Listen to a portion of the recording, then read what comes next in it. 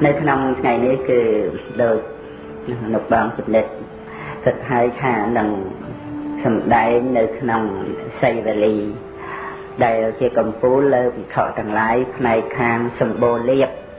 năng chẳng hay dân bờ trong miền đồng nông rạch nà đầm bay ở bàn chẳng nơi ca năng nơi năm bàn này ấy tạ thực kiện năng có miền sầm đai chỉ riêng tam đồng đậm để giờ ai tầm đây năng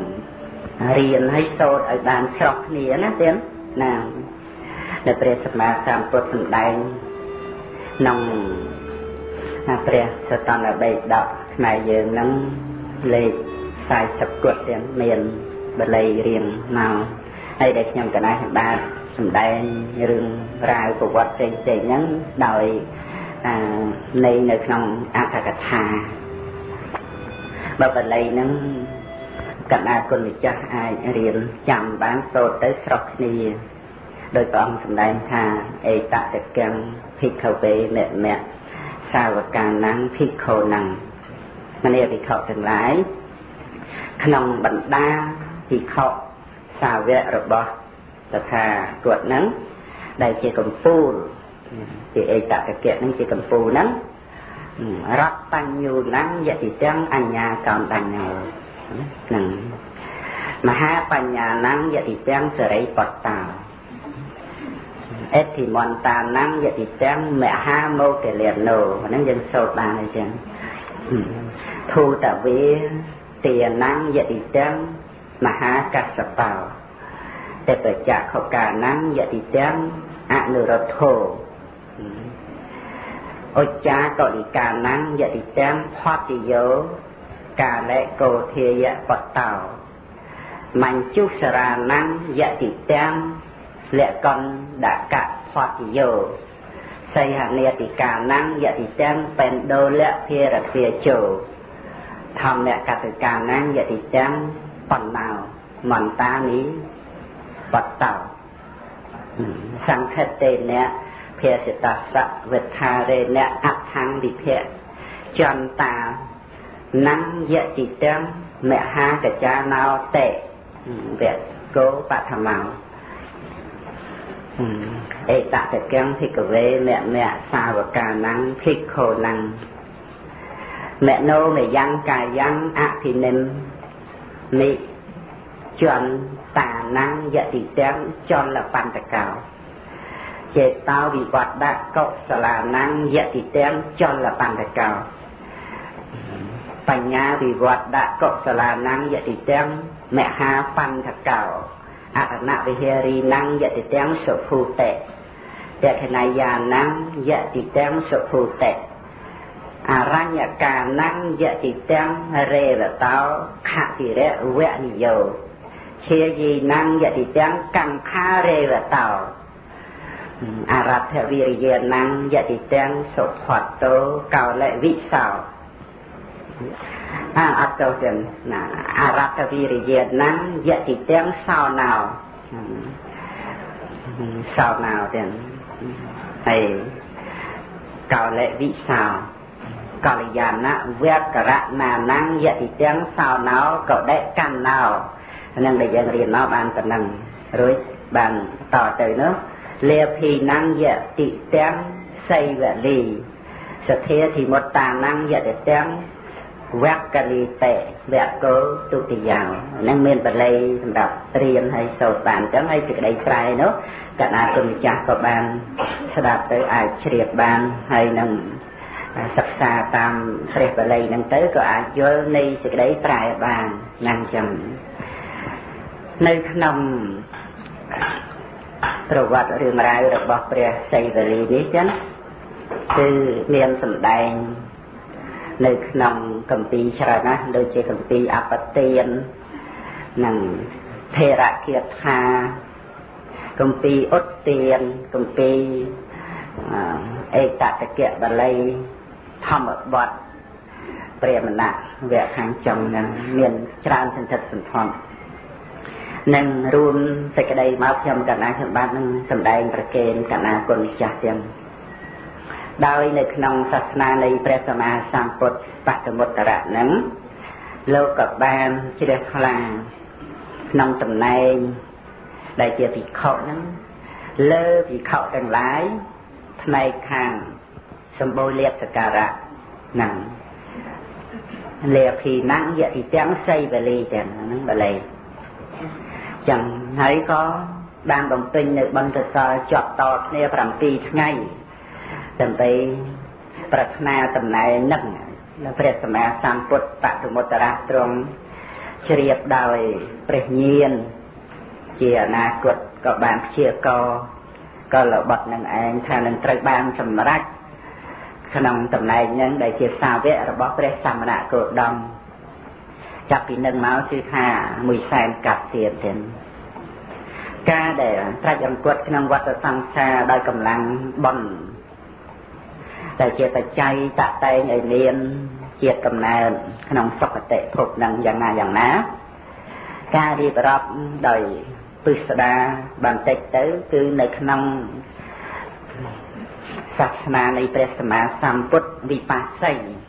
ដែលរាប់អំពីផតកັບត្រឡប់ទៅក្រោយ91ផែនដីទៀតក្នុងកាលដែលពួកអ្នកនគរបានមានការទាស់ទែងជាមួយនឹងព្រះរាជាក្នុងរឿងដណ្ដើមព្រះសម្មាសម្ពុទ្ធនិងព្រះភិក្ខុសង្ឃដើម្បីបំពេញនៅបុណ្យកុសលក្រោយមកកាលដែលមានការប្រឡងប្រណាំងគ្នាដោយទេយវត្ថុគឺវត្ថុដើម្បីនឹងថ្វាយដល់ព្រះសម្មាសម្ពុទ្ធប្រមួយនៅដោយព្រះភិក្ខុសង្ឃមានប្រមាណ68000អង្គទៀតនឹងការដែលអ្នកនគរបានរៀបចំមានការថ្វាយនៅវត្ថុទាំងឡាយដែលជាកប្បជាចង្ហាន់ដែលសំគូមានយាវកាលិកដែលអាចឆាន់បានពីព្រឹកដល់ថ្ងៃត្រង់មានយាមកាលិកដែលអាចទុកបានមួយថ្ងៃមានសព្វហកាលិកបានទុកបាន7ថ្ងៃមានយាវជីវិតអាចទុកបានរហូតអស់ជីវិតនឹងការដែលអ្នកនគរទោះជាសេដ្ឋីកហបតីអ្នកមានយ៉ាងណាដែលជាអ្នកជ្រះថ្លាក្នុងព្រះសាសនាក៏បានរួបរวมគ្នាដើម្បីបានធ្វើទានក្នុងពេលនឹងជ្រះថ្លាណាស់តម្រំតែ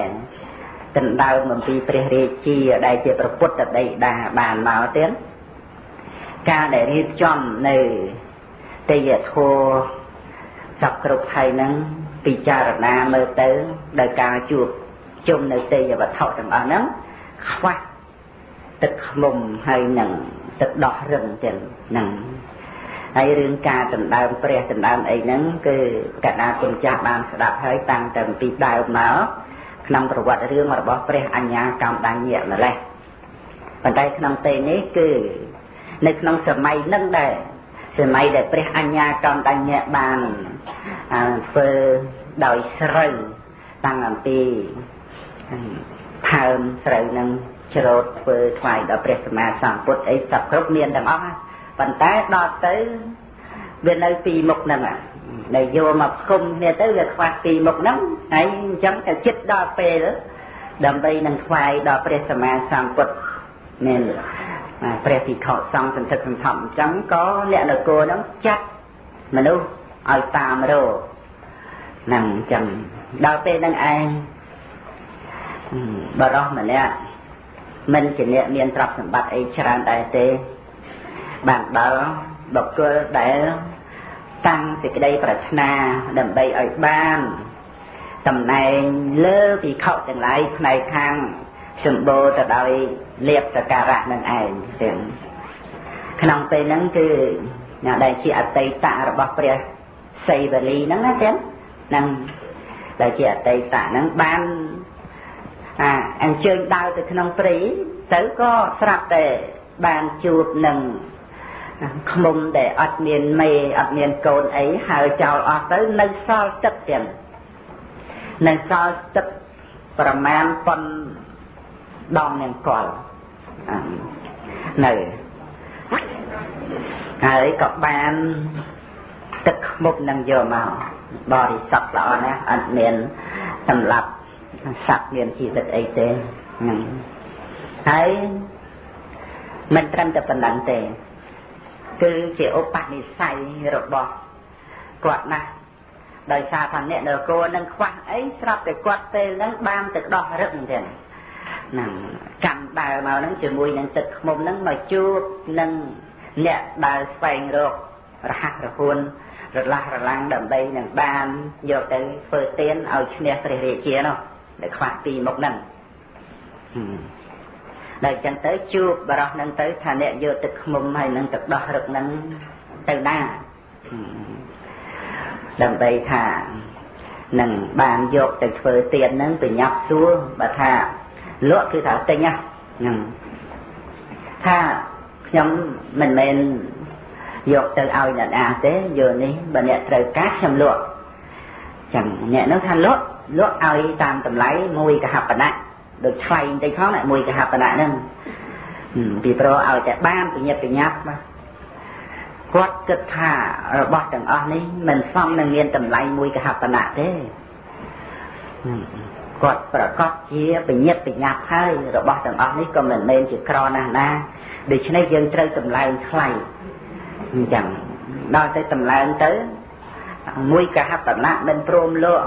ឲ្យ2 កហបណៈក៏មិនព្រមលក់ឲ្យច្រើនជាងនឹងក៏មិនព្រមលក់ទៀតឲ្យឡើងរហូតដល់ថា1000 កហបណៈឲ្យឡើងដល់ប៉ុណ្ណឹងណាឲ្យឡើងភ្លាមឲ្យទៅថាលក់ហាមយកទៅភ្លាមបរោះហ្នឹងក៏កើតទៅជាការចង់ដឹងរឿងហ្នឹងគាត់នឹងចង់បានអ្វីម្លេះយកទៅឯណាសាកសួរទៅថាអ្នកនគរហ្នឹងរៀបចំដើម្បីនឹងថ្វាយចង្ហាន់ដល់ព្រះសម្មាសម្ពុទ្ធនិងព្រះភិក្ខុសង្ឃដោយការប្រឡងប្រណាំងនឹងព្រះរាជាហើយបើមិនមានរបស់ពីរមុខនឹងទេមុខតែចាញ់ព្រះរាជាហើយអញ្ចឹងដល់ទៅបរោះគិតថារបស់អញក៏ប៉ុណ្ណេះអាចមានតម្លៃ1000 កហបណៈហើយ1000 កហបណៈហ្នឹងទេមួយមុខហ្នឹងមិនមែនទាំងពីរមុខទេទឹកខ្មុំនោះ1000 កហបណៈដែលគេឲ្យដល់ប៉ុណ្ណឹងហើយនឹងហើយទឹកដោះនោះ1000 កហបណៈទៀតហើយរបស់ហ្នឹងថ្លៃមិនបាន1 កហបណៈផងមួយមុខនឹងអញ្ចឹងដល់តែពេលដឹងអញ្ចឹងក៏ថាសូមអ្នកត្រឡប់ទៅមុនចុះអ្នកកុំខ្វាយខ្វល់ក្នុងរបស់ទាំងពីរមុខនេះបន្តិចទៀតខ្ញុំនឹងទៅយករបស់ទាំងពីរមុខនឹងថ្វាយដល់ព្រះរាមាភិក្ខុផ្ទាល់ដោយខ្លួនឯងនឹងហើយតាំងចិត្តគិតថារបស់នេះមិនមែនតម្លៃមិនដល់1 កហបណៈទេណា1000 កហបណៈវាយតម្លៃខ្លួនឯងស្រេច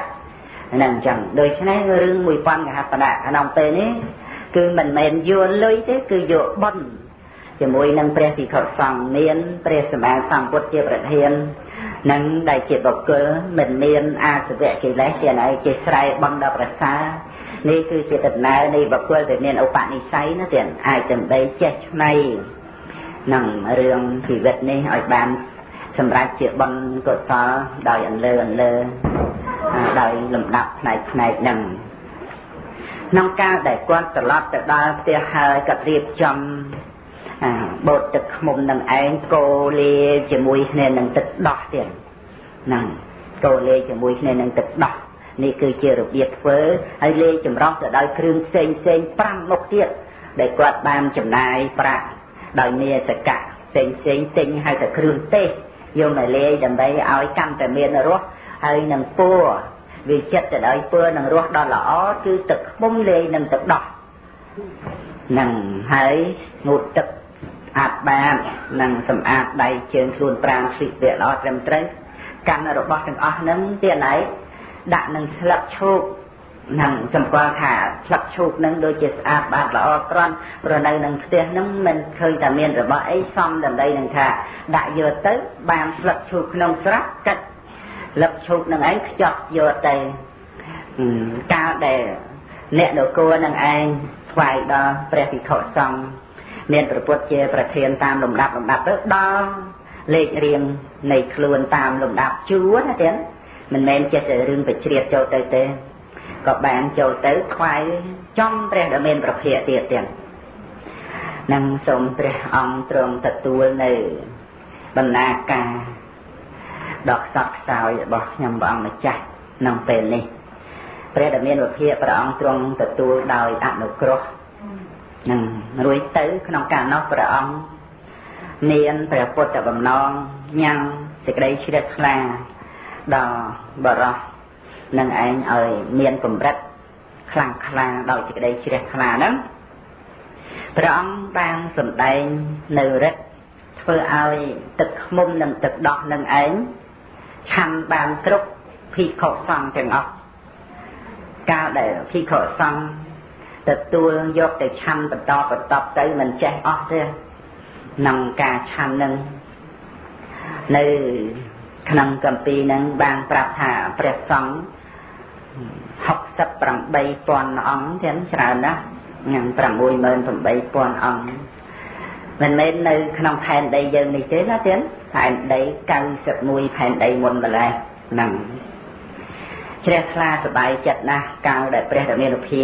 និងព្រះភិក្ខុសង្ឃឆាន់រួចហើយក៏សូមសេចក្តីប្រាថ្នានឹងក្នុងការដែលខ្ញុំម្ចាស់កើតជាតិណាគឺសូមឲ្យសម្បូរទៅដោយលាភកំពូលផ្នែកខាង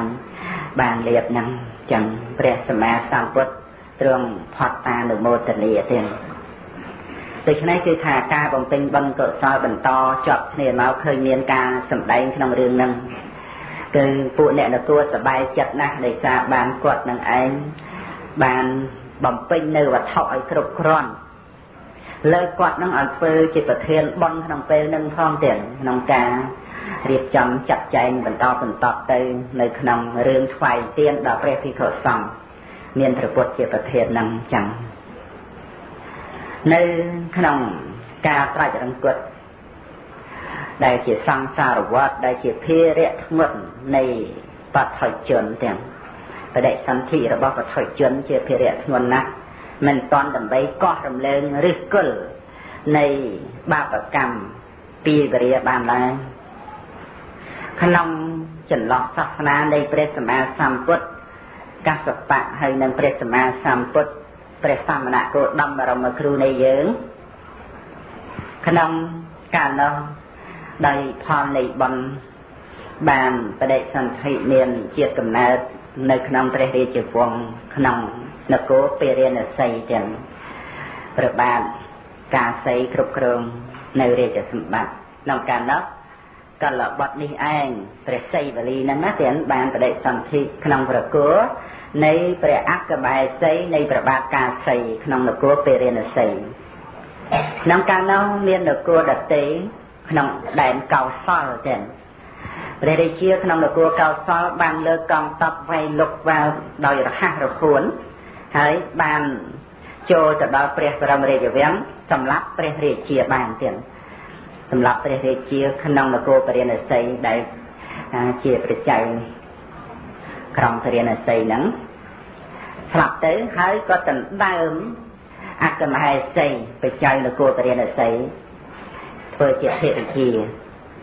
ក្នុងកាលនោះព្រះរាជបុត្របានរត់ភៀសខ្លួនចេញរួចទៀតចេញអំពីក្រៅក្រុងទៅក្រៅក្រុងពារាណសីហ្នឹងទៅរត់ភៀសខ្លួនចេញទៅហើយក៏មានការខឹងក្រោធជាមួយនឹងស្ដេចដែលមកសម្លាប់ប្របីតាហើយនឹងយកប្រមេតាធ្វើជាមហេសីមានការប្រម៉ែប្រមូលញាតិមិត្តហើយនឹងអ្នកដែលស្រឡាញ់ចិត្តស្និទ្ធនឹងស្ម័គ្រស្មោះជាមួយនឹងព្រះចៅកាសីក្នុងនគរពារាណសីនឹងប្រម៉ែប្រមូលបានមនុស្សច្រើនណាស់ទៀតអ្នកស្រុកស្ម័គ្រចូលជាមួយព្រះអង្គម្ចាស់ចៅក្រុងពារាណសីហើយក៏បានលើកតបមកមានការបញ្ជូនសារដល់ព្រះរាជាថានឹងត្រូវប្រគល់រាជសម្បត្តិឲ្យយើងវិញបើមិនដូច្នោះទេនឹងធ្វើការច្បាំងនឹងដំណឹងនឹងបានជ្រាបដល់ព្រះមេត្តាទៀតព្រះមេត្តាក៏បានលោកលាក់ផ្ញើសម្បត្តិមកជាមួយនឹងអ្នកចិត្តដិតរាប់អាននឹងថាកិច្ចដោយការច្បាំងមិនមានទេកូនប្រុសតែកូនត្រូវឡោមព័ទ្ធទ្វារនគរទាំង4ទិសកុំឲ្យមនុស្សចេញចូលរួចឲ្យសោះ កាលណាបើធ្វើដូច្នេះមនុស្សក្នុងនគរនឹងក្តៅក្រហាយបះបោនឹងសម្លាប់ព្រះរាជានេះពុំខាននឹងបញ្ជូនសារសម្បត្តិនឹងឲ្យទៅកូននៅអំពីខាងក្រៅនគរមិនឲ្យមានចម្បាំងទេតែឲ្យឡោមប៉ាត់នគរទៀតក្នុងការឡោមប៉ាត់នគរយ៉ាងនេះអស់រយៈកាល7ឆ្នាំទៀតហ្នឹងនៅក្នុងគម្ពីរអបទានហ្នឹងមានថែមដល់ទៅ7ខែទៀតផងទៀត7ឆ្នាំ7ខែប៉ុន្តែពួកអ្នកនគរនឹងឯងពិតមែនតែមិនអាចចេញតាមទ្វារធំរួចបានប៉ុន្តែមានទ្វារតូចអាចចេញដើម្បីរកនៅអាហារបរិភោគយ៉ាងណាអំពីក្រៅក្រុងដោយទឹកដោយអុសនិងរបស់ដែលត្រូវការអំពីខាងក្រៅហ្នឹងបានជានៅពេលវេលាយូរដល់ទៅប៉ុណ្ណឹងដោយពុំបានដឹងប៉ុន្តែព្រះមេដាដឹងទាំងមេដាដឹងគិតតែកូនអញមិនដឹងបើអញ្ចឹងក៏បានបញ្ជូនលិខិតហ្នឹងទៅថាឲ្យកូននឹងឯងបិទផ្លូវតូចនៃនគរទៀតពីព្រោះមនុស្សចេញចូលតាមទ្វារតូចទាំងឯងទៅមិនបះបោឡើងមិនមានការរើបំរាស់ឡើងអញ្ចឹងកូនហ្នឹងក៏បានដឹងក៏បានបិទនៅទ្វារតូចតាមឆែកមើលតាមទ្វារតូចឃើញយ៉ាងណាបិទយ៉ាងនោះឃើញបិទមនុស្សនៅក្នុងក្រុងនឹងឯងមិនអាចចេញចូលរួចបាននឹងមានភាពចលាចលវឹកទាំងក្នុងការបិទនៅទ្វារតូចហ្នឹង7ថ្ងៃគត់ពួកអ្នកនគរបានយកប្រសិទ្ធៈនៃព្រះរាជានឹងឯងជូនថ្វាយដល់ព្រះរាជាបុត្រទាំងពោលគឺការសម្លាប់ព្រះរាជាដែលមកដណ្ដើមនគរគណៈទានខ្ញុំករុណាខ្ញុំបាទនឹងបានផ្ដើមសម្ដែងប្រវត្តិរបស់ព្រះសីវលីមានទាំងការបំពេញនៅបុណ្យកុសលនិងទៀតបាតមូលនៃព្រះសម្មាសម្ពុទ្ធបតមុត្តរៈដើម្បីឲ្យបានជាតំណែងលើវិខទាំងឡាយផ្នែកខាងសម្បូរលាហើយក៏បានបំពេញនៅបុណ្យកុសលក្នុងសាសនានៃព្រះសម្មាសម្ពុទ្ធវិបស្សីដោយបានថ្វាយប្រគេននៅទឹកខ្មុំនិងទឹកដោះរឹងហើយមានសេចក្តីជ្រះថ្លាណាស់ព្រោះថារបស់នេះមិនមែនថោកទេមានតម្លៃថ្លៃដល់ទៅ2000កហបណៈហើយខែមទាំងព្រះសម្មាសម្ពុទ្ធញ៉ាំងសេចក្តីជ្រះថ្លានឹងឲ្យពុះពោឡើងប៉ុន្តែថាការដែលនៅមានវិបត្តិទៅតាមផ្លូវចិត្តព្រោះកិលេសដែលមិនទាន់បានលះអស់ក៏ត្រូវបានជួបប្រទះនៅកម្ពីតរាទៀតក្នុងការដែលតតតាំងគ្នាជាមួយនឹងស្ដេចក្រុងកោសលមកសម្លាប់បដីដាចិនដើមមេដាយកធ្វើជាមហេសីហើយគ្រប់គ្រងនគរពរិណសីព្រះអង្គក៏បានបិទនៅនគរពរិណសីនឹងអស់7ឆ្នាំ7ខែតាមគម្ពីរអបទានទានហើយជាចុងក្រោយ7ថ្ងៃដែលធ្វើឲ្យអ្នកនគរនឹងឯងវោវឹកខ្លាំងក្លាមែនទែនរហូតតលតែសម្លាប់ព្រះរាជាដែលមកដណ្ដើមនគរពរិណសីនឹងដែលព្រះរាជាបានសម្លាប់ប្រដីដានៃព្រះរាជបុត្រនឹងក្រោយមកបានគ្រប់គ្រងក្នុងនគរមានសក្មានយសក្នុងនគរពរិណសីនឹងទាំងដោយសេចក្តីនេះក៏ត្រូវធ្លាក់នៅក្នុងនរកព្រោះហេតុតែបិទនៅទ្វារនគរធ្វើឲ្យមានសេចក្តីក្តៅក្រហាយដល់អ្នកស្រុកនឹងសេចក្តីលំបាកច្រើនយ៉ាងហើយនឹងមានការសម្លាប់នៅមនុស្សដោយអំណាចភាពជាបឋិជនទាំងមិនអាចដើម្បីវាផុតចាកអំពីបាណារិបាននេះគឺថាជាការរៀបចំធ្វើដើម្បីឲ្យមានការសម្លាប់ព្រះរាជាដោយអ្នកនគរហើយក្នុងការដែលធ្វើយ៉ាងនេះគឺព្រះមេដានឹងឯងជាអ្នកឲ្យនៅឆន្ទៈឲ្យនៅបំណងឲ្យនៅកិច្ចការដែលត្រូវធ្វើទៀតនឹងចឹង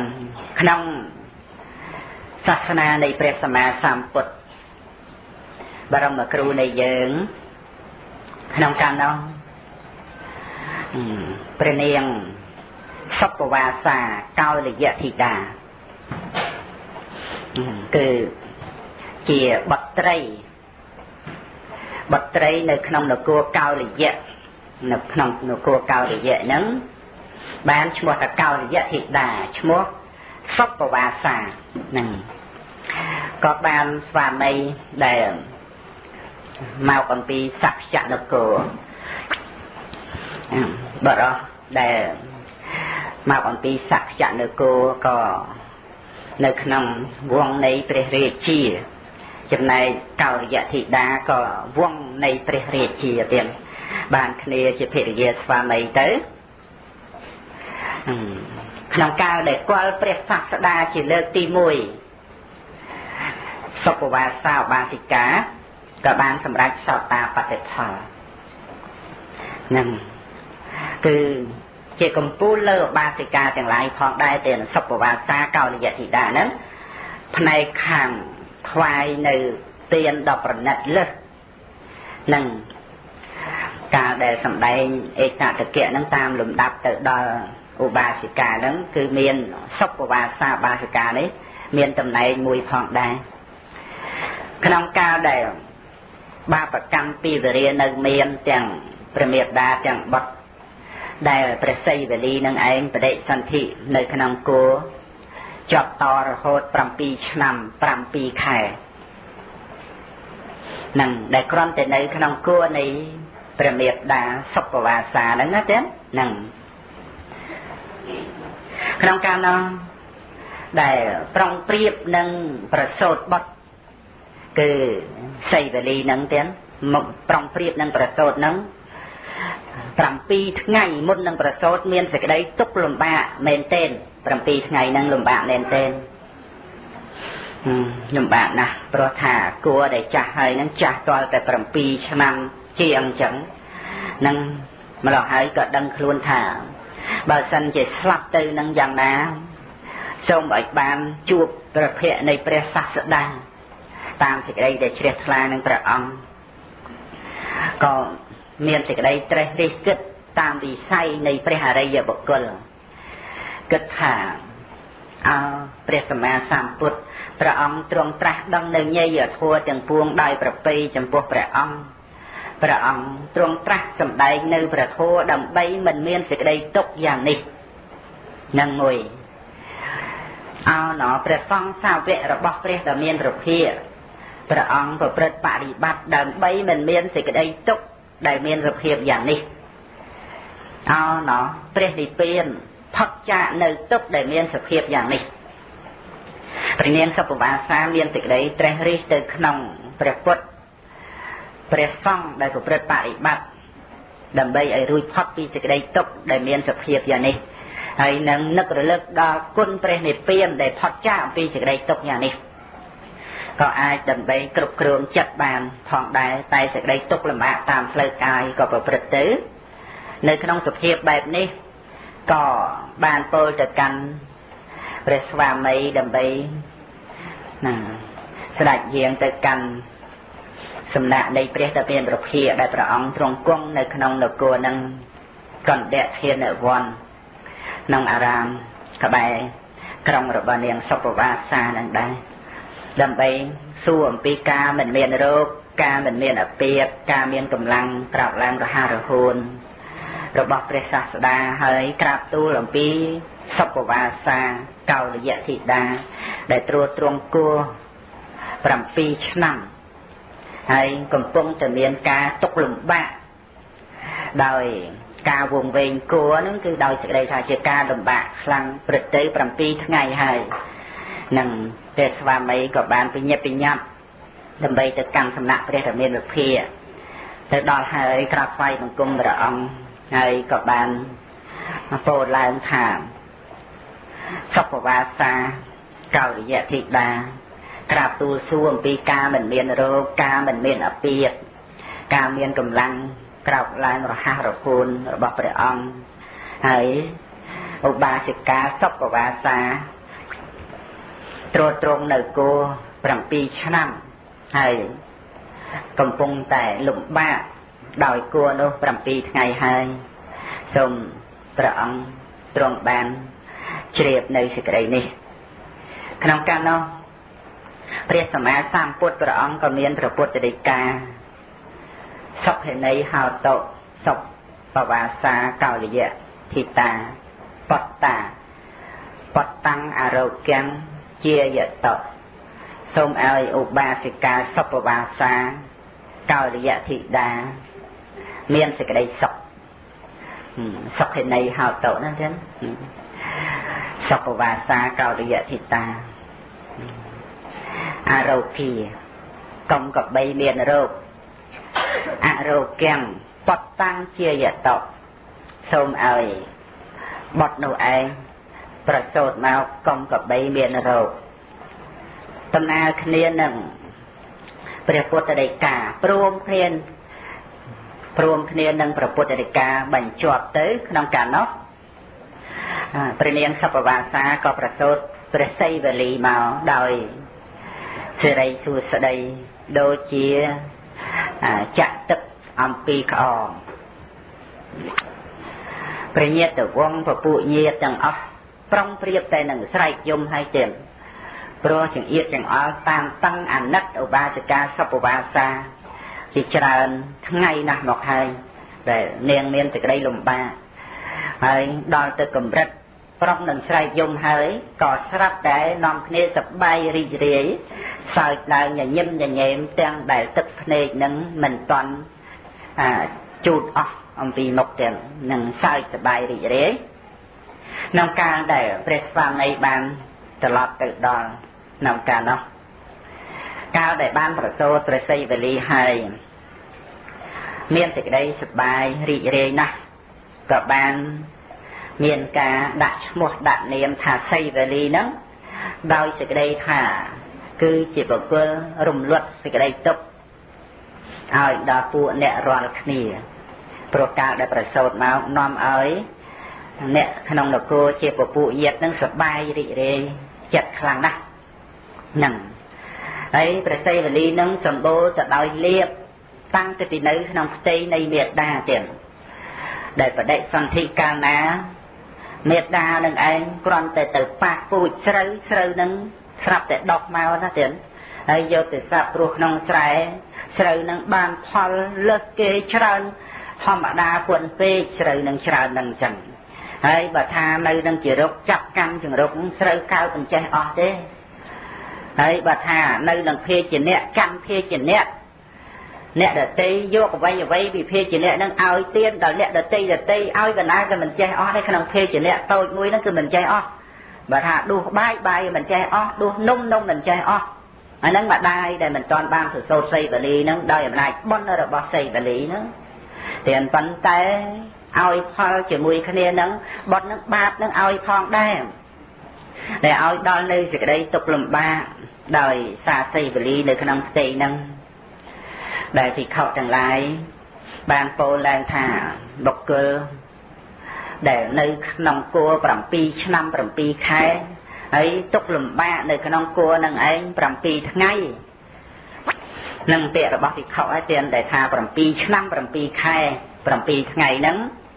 នៅក្នុងអដ្ឋកថាគម្ពីរអបទានហើយក៏នឹកឃើញថានឹងបានទៅជាបុគ្គលសម្បូរលាភសក្ការៈយ៉ាងនេះព្រោះអាស្រ័យសេចក្តីនេះឯងដែលព្រះដ៏មានភាពព្រះអង្គទ្រង់សម្ដែងអំពីបុព្វកម្មរបស់សីវលីជាមួយនឹងសុបវាសាបាសិកាក្នុងកាលដែលបិទទ្វារនគរនោះឯងនឹងដែលព្រះអង្គទ្រង់ត្រាស់សម្ដែងនឹងរឿងកម្មពីវរានឹងចាំណាស់ដែលមានការឲ្យផលមកគួរឲ្យខ្លាចផលរបស់បាបណាគួរឲ្យខ្លាចណាស់ចំពោះសេចក្តីទុក្ខដែលកើតឡើងទុក្ខវេទនាតាមផ្លូវកាយទាំងគួរឲ្យខ្លាចដូច្នេះមិនអាចមានអីដោះស្រាយនៅសេចក្តីទុក្ខលំបាកទាំងអស់នេះក្រៅអំពីការបំពេញបុណ្យកុសលហើយនឹងការប្រព្រឹត្តព្រះមច្ចរិយធម៌ដើម្បីឲ្យរួចផុតអំពីឧបាទានខន្ធទុក្ខនឹងដែលអាចដើម្បីដោះស្រាយជាមួយសេចក្តីទុក្ខទាំងអស់ហ្នឹងចឹងទាំងហើយចំពោះសុបវាសាបាសិកានេះឯងកាលដែលប្រសូតសីវលីមកបាន4ថ្ងៃបាន3-4ថ្ងៃហ្នឹងក៏ដើម្បីញ៉ាំងសេចក្តីជ្រះថ្លារក្សាសទ្ធារបស់ស្វាមីក៏បានឲ្យព្រះស្វាមីហ្នឹងទៅអារាធនា ព្រះភិក្ខវីព្រះសម្មាសម្ពុទ្ធមួយលើដោយព្រះភិក្ខុសង្ឃនឹងឯងមកទទួលផាត់នៅនឹងផ្ទះនឹងឯងចំនួន7ថ្ងៃកាលដែលព្រះស្វាមីនឹងទៅអារាធនាព្រះដ៏មានព្រះភិក្ខដើម្បីទទួលផាត់7ថ្ងៃហ្នឹងនៅពេលហ្នឹងគឺមានការជាប់ទទួលគឺជាប់ពាក្យណាទៀតដើម្បីទទួលដល់ឧបដ្ឋារបស់ព្រះមហាមោគលានឧបដ្ឋារបស់ព្រះមហាមោគលានហ្នឹងគឺថានឹងអារាធនាព្រះសម្មាសម្ពុទ្ធមួយអន្លើដោយភិក្ខុសង្ឃហ្នឹងដើម្បីទទួលផាត់នៅក្នុងថ្ងៃស្អែកហ្នឹងហើយស្រាប់តែល្ងាចហ្នឹងនាងសុខវាសាហ្នឹងកោលយៈធីតាហ្នឹងឲ្យព្រះស្វាមីទៅអារាធនាហ្នឹងចាប់ពីថ្ងៃស្អែកហ្នឹងទៅដែរព្រះដ៏មានព្រះភិក្ខព្រះអង្គមានព្រះពុទ្ធដីកាឲ្យព្រះមហាមោគលានហ្នឹងទៅចរចាជាមួយនឹងញោមឧបដ្ឋាដើម្បីទុកឱកាសឲ្យសុខវាសាបាសិកានឹងឯងបានធ្វើទាន7ថ្ងៃសិនបន្ទាប់ពីនឹងទៅចាំឲ្យញោមឧបដ្ឋានឹងឯងបានធ្វើតទៅព្រះមហាមោគលានកាលដែលទៅជួបញោមឧបដ្ឋាហើយប្រស្រ័យចរចាដើម្បីទុកឱកាសឲ្យដល់សុខវាសាបាសិការក្សាសទ្ធារបស់ស្វាមីដោយសេចក្តីថាស្វាមីជ្រះថ្លានឹងព្រះដ៏មានព្រះភិក្ខណាស់ដោយបានស្ដាប់ព្រះពុទ្ធដីកាដែលថាសូមឲ្យសុខវាសាបាសិកានឹងឯងមានសេចក្តីសុខកុំកបីមានរោគហើយសូមឲ្យបុត្រនឹងឯងកុំកបីមានរោគប្រសូតចាក់គួរមកណាមកដល់ផ្ទះហ្នឹងទៀតបានជ្រាបដំណឹងហ្នឹងដឹងអញ្ចឹងដឹងថាគិតគូរមើលទៅគឺដំណើរពេលគ្នានឹងព្រះពុទ្ធដីកានឹងឯងហើយក៏ជ្រះថ្លានឹងព្រះអង្គដូច្នេះភរិយានឹងចង់រក្សាសទ្ធារបស់ស្វាមីនឹងក៏អារាធនាព្រះភិក្ខុសង្ឃមានព្រះពុទ្ធជាប្រធានដើម្បីទទួលចង្ហាន់នឹងបន្ត7ថ្ងៃទាំងហើយកាលដែលព្រះមហាមោគលានទៅប្រស័យជាមួយនឹងញោមឧបដ្ឋាញោមឧបដ្ឋាហ្នឹងក៏មិនទាន់ព្រមដោយមិនមានលក្ខខណ្ឌទេគឺសូមឲ្យព្រះថេរៈធានាអាយុជីវិតឲ្យខ្លួនគាត់ដើម្បីថាក្នុង7ថ្ងៃនេះមិនមានអន្តរាយដើម្បីបានធ្វើទាននឹងពីព្រោះក្រែងនោះស្លាប់ទៅខានបានធ្វើហ្នឹងគឺព្រមតតែសូមឲ្យធានាជីវិត7ថ្ងៃហើយមិនត្រឹមតែប៉ុណ្ណោះគឺសូមឲ្យធានាទ្រព្យសម្បត្តិទៀតផងដើម្បីនឹងថាទុកក្នុងការធ្វើទាននឹងឯងទ្រព្យសម្បត្តិនឹង7ថ្ងៃនឹងកុំឲ្យវិនាសដោយចោរលួចភ្លើងឆេះឬក៏ត្រូវវិនាសដោយអន្តរាយទាំងឡាយផ្សេងសូមឲ្យព្រះមហាមោគលានធានាមិនត្រឹមតែប៉ុណ្ណោះសូមឲ្យធានាសទ្ធារបស់ខ្ញុំផងហ្នឹងព្រះមហាមោគលានដែលប្រកាសណាគុណម្ចាស់ជ្រាបហើយលោកដែលជាឯកតចក្រកម្ពុជាខាងរិទ្ធទាំងនឹងកម្ពុជាខាងរិទ្ធអិទ្ធិមន្តាណាំយៈតិទាំងមហាមោគលានោហ្នឹងមិនត្រឹមតែប៉ុណ្ណឹងលោកអាចដើម្បីជ្រាបអំពីការមិនអន្តរាយនៃទ្រព្យសម្បត្តិរបស់ញោមឧបដ្ឋានិងអាយុជីវិតនឹងចឹងបានថាអាត្មាសូមធានាពីមុខនឹងចោះនឹងគឺអាយុជីវិតរបស់ញោមហើយនឹងទ្រព្យសម្បត្តិប៉ុន្តែសូមឲ្យញោមធានាសទ្ធាខ្លួនឯងទៅនឹងញោមឧបដ្ឋានឹងព្រមថាបើដូច្នេះសូមឲ្យសុខវាសាកោលយៈធីតានឹងឯងបានស្វាយទានដល់ព្រះភិក្ខុសង្ឃមានព្រះពុទ្ធជាប្រធាន7ថ្ងៃសិនចុះចាំខ្ញុំធ្វើតាមក្រោយខ្ញុំធានាសទ្ធាខ្លួនឯងកណាគុណចាស់ជ្រាបថាញោមឧបដ្ឋារបស់ព្រះមហាមោគលាននឹងដែលព្រមធានាសទ្ធាខ្លួនឯងនឹងព្រោះហេតុអីទៀតព្រោះជាបុគ្គលបានត្រាស់ដឹងសច្ចធម៌ហើយនឹងប៉ុន្តែបានជាមុនដំបូងនឹងសូមឲ្យព្រះមោគលាននឹងធានាផងនោះព្រោះលើកឡើងជាវត្ថុសំខាន់ថាអាស្រ័យមានសទ្ធាទៅអាចប្រព្រឹត្តទៅដោយកុសលធម៌បានសំបីមានទ្រព្យសម្បត្តិសំបីមានជីវិតបើអត់សទ្ធាទេក៏មិនអាចបំពេញបុណ្យកុសលបានដែរនឹងអញ្ចឹងណាទៀតមិនអាចបំពេញបុណ្យកុសលបានទេបើអត់សទ្ធាទេនោះដូច្នេះតើតែមានសទ្ធានឹងផងចឹងហើយចំពោះព្រះអរិយបុគ្គលលោក